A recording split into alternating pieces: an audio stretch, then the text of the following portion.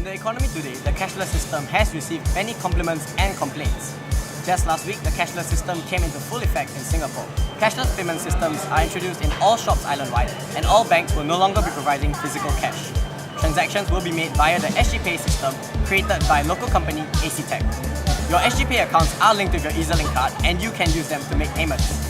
For those without an SGPay account, you can go to the nearest MRT station to create your account. SGPay will serve to improve our economy. The new system allows for quicker and more convenient transactions and can be accessed by everyone through their phones, computers and EZ-Link cards. The ease of these transactions will serve to improve productivity and efficiency in local firms and even everyday transactions. Additionally, one of the main reasons we implemented SGPay was to improve transparency of all financial records of firms and the government as well. This will in time to come review corruption and fraudulent acts such as tax evasion. Illegal moneylenders will also be prevented from legitimizing their earnings and hopefully reduce the existence of these illegal markets. Additionally, the innovation of this new cashless system brings potential growth to our economy.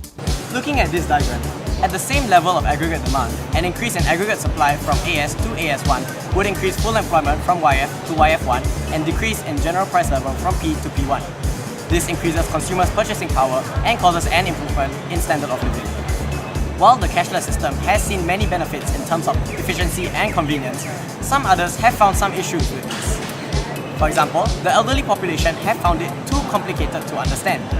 Singapore's elderly population makes up 13.7% of the total population, and many of them are not proficient in using technology. This makes technologically centered systems such as SGPay too inconvenient for them to use, and thus many of them cannot make financial transactions.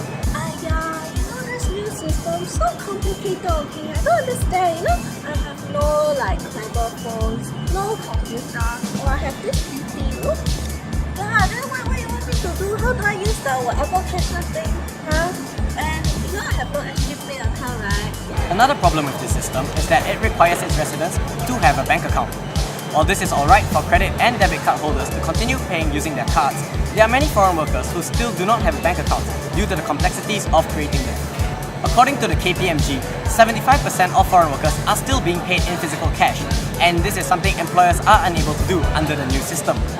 Furthermore, hawkers are still finding some problems with the system despite being one of the first few to use it. While there has been a reduction in transaction timings, some of them have found out that it is still more troublesome than it is worth. I tell you, this machine quite good, but at the same time, it's so unstable. Just in this past week alone, it has broken down 2 times, and it takes about 1 hour to fix. 1 hour, you know how much money I can make? I make about $100 in 1 hour, if I work fast. And then, now my husband is the count of money one, but now I think to do right cause got machine. So just sit at home watch Korean drama. Then he talk about this. You are in. I don't know this. You are in. I only know you are out of a job. Economically, this poses another problem. The implementation of a cashless system may result in the loss of certain jobs, particularly those in the informal sector such as cash-in-hand jobs. SMEs may close due to inability to afford buying and maintaining payment systems. Even if jobs are available, the labour force may lack individuals who have the appropriate skill to operate this type of technology. The supply of workers who are willing and able to work will be lower than that of the total labour force, resulting in structural unemployment of QQ1 at fixed wage rate W. According to cybersecurity company Gemalto, more than 1 billion personal records were compromised in 2014. It seems that with all our records being monitored online, we should expect to see a rise in theft of online assets and records. Additionally, should Singapore's online systems be compromised, the economy is at risk of a collapse due to the lack of physical cash. In my office, our greatest concern is the vulnerability of cashless technology to the threat of cyber attacks that can cause breakdowns in payment systems.